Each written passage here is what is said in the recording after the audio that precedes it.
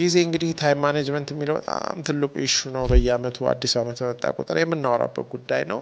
ጊዜ እንዴት ነው የምገዛው፣ እንዴት ነው የምመራው፣ እንዴት ነው ምገራው እንላለን። ነገር ግን ዛሬ እንድናስብ ያሰብኩት ምንድን ነው፣ ጊዜን መግዛት ስለማይቻል ጊዜ ከሁላችንም ቁጥጥር ውጭ ስለሆነ ራሳችንን መግራት በመማር ራሳችንን መግዛት በመማር ራሳችንን መምራት ከቻልን ጊዜ ለእኛ አገልጋይ ነው። ራሱን መምራት ለማይችል ራሱን መግዛት ለማይችል ሰው ደግሞ ጊዜ ኦልሞስት ክፉ ጌታ ነው ልንለው እንችላለን እና ወይም ክፉ እመቤት እንደሚባለው ማለት ነው። እዚህ ጋር እንደምትመለከቷት ይህችን ወጣት ጊዜን ለመቆጣጠር ብዙ ጥረት ታደርጋለች፣ ሾለክ ብላ መታ ከህይወቷ። ነገር ግን በዚህ ጉልበቷ ራሷን መግራትና መምራት ብትማር ጊዜ የእሷ አገልጋይ አሽከር ሊሆን ይችላል እና ጊዜ በአጠቃላይ በሶስት ብሎኮች ውስጥ ሆኖ ከኛ ጋር ይዛመዳል። አንደኛው ትላንት ወይም ያለፈው ነው። ሁለተኛው ደግሞ ነገ ገና የሚመጣው ነው። በሶስተኛ ደረጃ ደግሞ አሁን ያለንበት ዛሬ። ትላንት በአብዛኛው የትዝታ ቋት ነው። የትዝታ ቋት ነው በምንልበት ጊዜ ትላንትና የስኬታችንና የውድቀታችን ያመለጡን ጊዜና የተጠቀምንባቸው ጊዜያቶች ድምር ነው። ስለዚህ ይህ ትላንት ትዝታችንን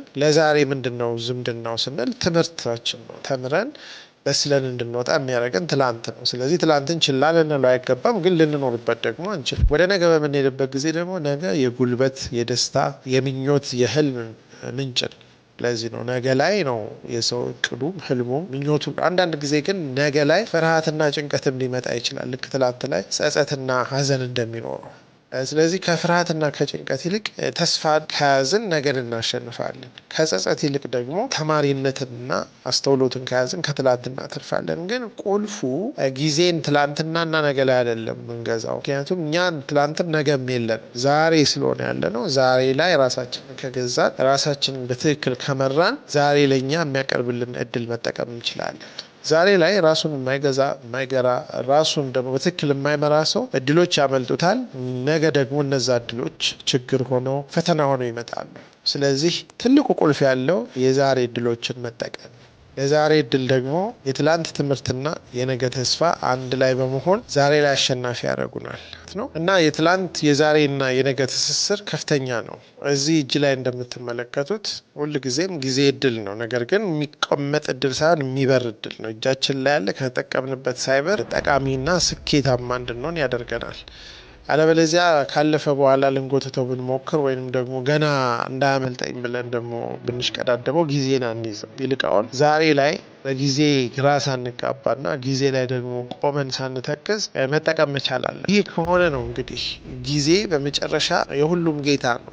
የሰው ልጅ የሚተነፍሰው አየር የህይወቱ ምንጭ እንደሆነ ወይም ደግሞ የህይወቱ መሰረት እንደሆነ ጊዜም ልክ እንደዛው ነው። አክቹዋሊ በደቂቃ 10፣ 12፣ 15 ጊዜ ድረስ ልንተነፍስ እንችላለን እረፍት ላይ ያለን። ስለዚህ የምናስገባውና የምናስወጣው አየር ህይወታችን ደግፎም እንደሚይዝ ከሱ ጎን ለጎን ደግሞ የሚቆጥር ጊዜ አለ። ያ ጊዜ ሲያልቅ ልክ አየር እንዳጠረው ሰው የሰው ልጅ የሚኖርበት ጊዜ ውሱን ይሆናል። ስለዚህ ጊዜን በምናስብበት ጊዜ ራሳችንን ለመግራት የሚጠቅምን ሀሳብ ምንድን ነው? ጊዜና አየር ተዝቀው የማያልቁ ሀብት ቢሆኑ አየርና ጊዜ ያለቀበት ህይወት ሞት ደጁን ያንኳኳል ይባላል። ስለዚህ ጊዜ ሳያልፍብን ሳያልቅብን ልንጠቀምበት ይገባል። የሞተ ሰው አይተነፍስም፣ ጊዜውም ያለቀ ሰው አይኖርም ማለት ነው። ለዚህ ነው ጊዜና አየር ነፃ መሆናቸው ርካሽ ስለሆኑ ሳይሆን ለህይወት ከሁሉም ውድ የሆኑ ቅመሞች በመሆናቸው።